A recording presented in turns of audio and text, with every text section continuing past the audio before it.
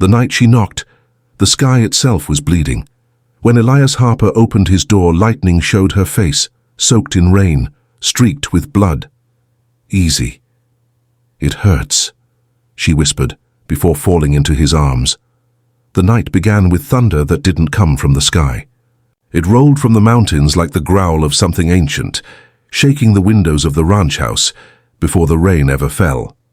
The wind screamed through the cottonwoods, bending them low, and lightning cracked across the plains like God drawing his pistol. Elias Harper sat by the dying fire, boots off, hat on the table, a letter in his hand.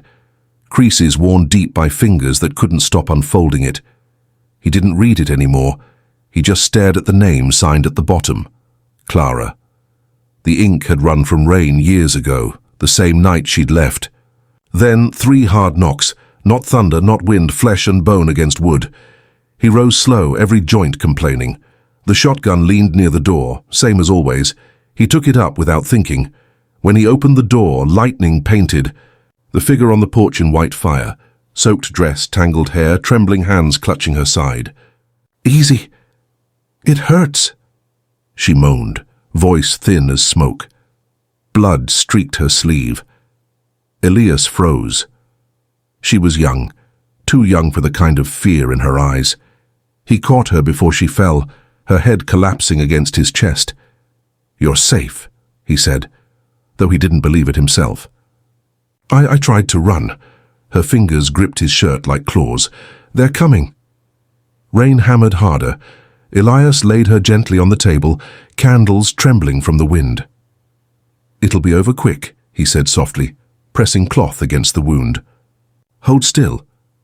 Her breath caught, half a cry, half a prayer. Outside, through the rain, came the faint echo of hooves. 7 of them. He glanced to the window. Shadows moved beyond the gate, faint in the lightning flash. 7 riders, each one cloaked, motionless, watching the house. He tightened his grip on the shotgun. "You brought trouble, girl." Her eyes fluttered open, wide with pain and fear. "Please, don't let them take me." The first rider dismounted, the others followed. Boots hit the mud, spurs jingled. And through the thunder a voice carried, a low drawl, calm as whiskey poured slow. "Evening, rancher, we just want what's ours." Elias stepped into the doorway, the girl's blood still on his hands. "Not tonight," he said. Lightning flashed again, and for a heartbeat, every rider's face was bare. None of them smiled. By morning the storm had gone, but the tracks it left behind weren't just in the mud. They were in Elias's mind. He hadn't slept. He sat at the table, the girl still breathing shallow under a rough wool blanket, while coffee boiled black on the stove. The smell of gun oil mixed with rain and blood. Her name was Mara. That was all she'd said before drifting into fevered dreams. Every now and then she'd whisper a name, Jeb, sometimes the badge, as if arguing with ghosts. The ranch was quiet, too quiet. No birds, no creak of windmill, just the slow groan of wood as if the house itself was listening. Elias kept glancing to the window, to the empty stretch of prairie. 7 riders had vanished before dawn. Not a single hoofprint led away. He needed to know who they were. When she stirred, he spoke low. "You can tell me the truth now, girl. Who's after you?" Her lips parted, dry and cracked. "I didn't steal nothing," she whispered. "They just said I did." "Said I killed him." "Killed who?" She swallowed hard, eyes unfocused. "The man who bought me." The words hung in the air, heavy as thunder. Elias's hand tightened around the tin cup. Bought, the kind of thing said too easy out here. Before he could ask more, the sound of hooves came again. Not 7 this time, 3. Close. Slow. Elias moved to the window, careful not to cast a shadow. 3 riders approached along the ridge, dust rising pale against the morning sun. Each wore a badge on his vest. Marshals, he cursed under his breath. Lawmen meant trouble, especially when they came riding this quiet. Mara sat up weakly. "You can't let them take me," she said, voice cracking. "They ain't after justice. They're after silence." "What's that supposed to mean?" Elias asked. But before she could answer, a deep voice shouted from outside, "Harper!" "We know she's in there." "Don't make this hard." He froze. They knew his name. How? He hadn't gone by Harper in years. Not since the fire, not since the badge he buried out back under a pile of stones. He looked at Mara, then the door, then the rifle hanging over the hearth. "Get down," he said, "and don't make a sound." The knock came again, 3 times, measured heavy. "Elias Harper," the voice repeated, calm and cold. "You were once one of us. Don't throw your life away for a killer." His thumb slid along the shotgun barrel. He hadn't been a lawman in years. But that voice outside, it carried the same chill that had followed him since the day he turned in his star. He took a breath, opened the door halfway. "What's this about?" he asked. The man in front smiled, raincoat gleaming. "You already know." Behind him, another rider shifted. For a moment, Elias caught sight of something glinting in his saddlebag, 7 silver bullets lined like teeth. The marshals dismounted slow, boots sinking into the mud with a wet squelch. Elias's hand rested on the shotgun, but he didn't raise it. Not yet. The lead man, grey coat, pale eyes, stepped closer to the porch. "You've got something that don't belong to you," he said. "We're taking her." Elias met his gaze unflinching. "All I got in there's a hurt woman. You best tell me what she's done before I hand her to anyone." The marshal's grin was thin, wolfish. "She killed a man in Laramie. A buyer from Kansas. Left him bled out in a barn." "Funny," Elias said. "That don't sound like something a girl half-starved and shot could pull off alone." The marshal's fingers brushed his holster. "Don't make this difficult, Harper. You walked away once before. Don't make me remind you why. That name again, that tone." Elias felt his jaw tighten. "You're far from your jurisdiction." "Who sent you?"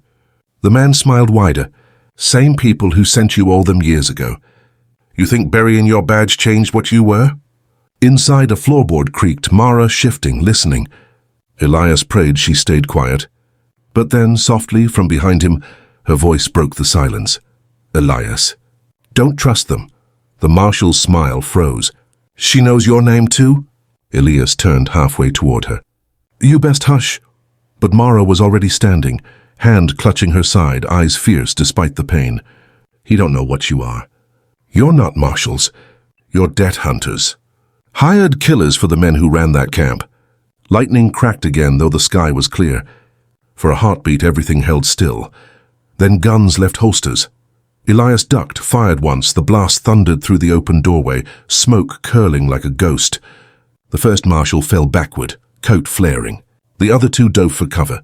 "Back inside!" Elias shouted, slamming the door, shoving a chair under the latch. Mara leaned against the wall, trembling. "You shouldn't have done that. You wanted me to let 'em take you." "They ain't gonna stop now," she said. "They ain't marshals, but they ain't strangers neither." "That man out there, he used to ride with you." Elias froze. The room tilted for a second. "You're lying." "No," she whispered. "I saw the mark on his hand." "The same scar you got?" "Firebrand pattern. Same as the ones who hunted me." Elias looked down at his palm. The faint scar still crossed it, jagged, white, from a brand made long ago, when men swore blood oaths stronger than the law. Outside, another voice called, mocking, "You can't hide from your own, Elias. Come on out. Let's end this where it started." He loaded another shell, hands shaking now, not from fear, but from the memory of a past he'd sworn dead. Mara stepped closer, voice trembling. "Whatever you were, it don't matter now. I just need you to be the man who saves me." Elias stared at her, mud, blood, and rain-streaked courage in her eyes. "I ain't that man," he said, but the way his thumb clicked, the hammer said otherwise. Night came quiet, as if the land itself held its breath. The attackers had pulled back for now, probably regrouping by the ridge. Elias and Mara sat by the fire, their shadows long on the log walls. The storm lamp flickered between them, painting her face in amber light. She winced as he cleaned the wound again. "You're rough," she murmured. "Then stop bleeding," he said. But his voice wasn't sharp. It trembled like a string plucked soft. She smiled faintly. "You talk like a man who don't want to care." He tied the bandage tighter. "Caring gets you killed out here." "Maybe." Her eyes lifted, meeting his. "But it's the only thing that makes living worth it." The fire popped. For a moment, neither spoke. The wind had died, leaving only the sound of their breaths and the whisper of the flames.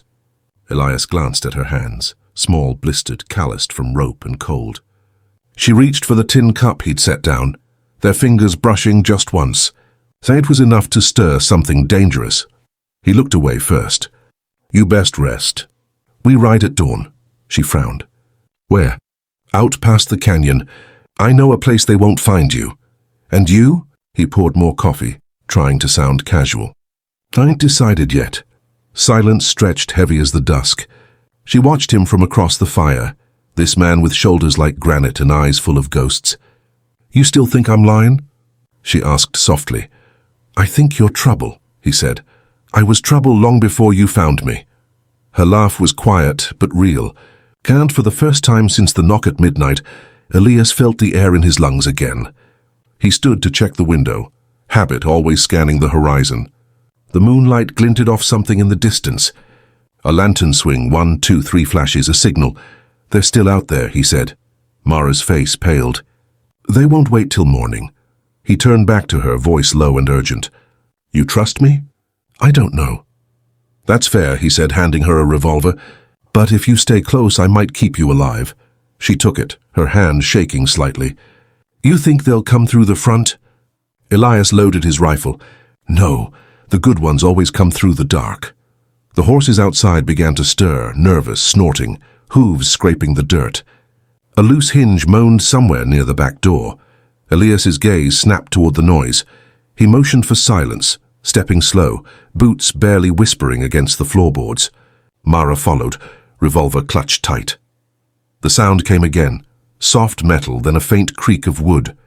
Someone was inside. Elias raised his rifle. The fire's glow flickered across the wall as a shadow moved. He rounded the corner fast, weapon steady, and froze. It wasn't one of the riders. It was a boy, barely 16, eyes wide with terror, hands empty. But his voice trembled with a message that drained the blood from Elias's face. They ain't waiting, mister. They said the girls got till sunrise, or they burn the whole ranch. The ranch seemed to hold its breath before dawn. Every beam, every nail, every trembling horse outside felt caught in that thin silence before violence. The boy had fled into the darkness after dropping his warning, vanishing like smoke. Elias stood by the window, rifle ready, watching the faint orange shimmer along the ridge. Lanterns, at least 5, maybe more. Mara stood behind him, face pale but steady. You could still hand me over, she said quietly. They'd leave you be. He didn't turn. You believe that? Her voice faltered. No. He looked back at her. The firelight caught the tear that ran down her cheek. She brushed it away quick, embarrassed. Elias's throat tightened. He'd seen death, betrayal, and war, but mercy always hurt worse. Listen, he said, loading his last shell. If they breach that fence, you run to the east pasture. There's a gulch past the dry creek. Keep low, don't look back. And you? Elias managed a half-smile. I'll buy you time. Her voice broke. You'll die. Maybe. But not before they remember my name. The first shot cracked before the sun rose. The front window shattered, spraying glass across the floor. Elias fired back, the report echoing through the hills. Gunpowder stung the air, mixing with the tang of smoke. Mara ducked behind the table, clutching the revolver. Elias moved with precision, calm as a storm that had learned its rhythm. Each blast outside pushed him deeper into instinct. Footsteps, angles, breath control. 2 circling left. He shouted. She nodded, firing once. The bullet tore a splinter off the porch beam, close enough to make one attacker stumble back with a curse. The barn caught fire next, the flames roaring gold. Shadows of riders flickered against the blaze. Elias stepped into the doorway, firelight licking across his face. Enough, shouted the grey-coated leader, stepping forward. You don't know what she's done? Elias leveled the rifle. I don't care. The man smiled bitterly. You should. That girl's the reason your brother's dead. Time stopped. Even the fire seemed to hush. Elias's voice came low. You lie. She was part of the raid, Harper. Lured him out, then ran. Same mark she showed you? She wore his badge when they found his body. Mara's eyes widened in horror. No, I didn't. But Elias's stare pinned her where she stood.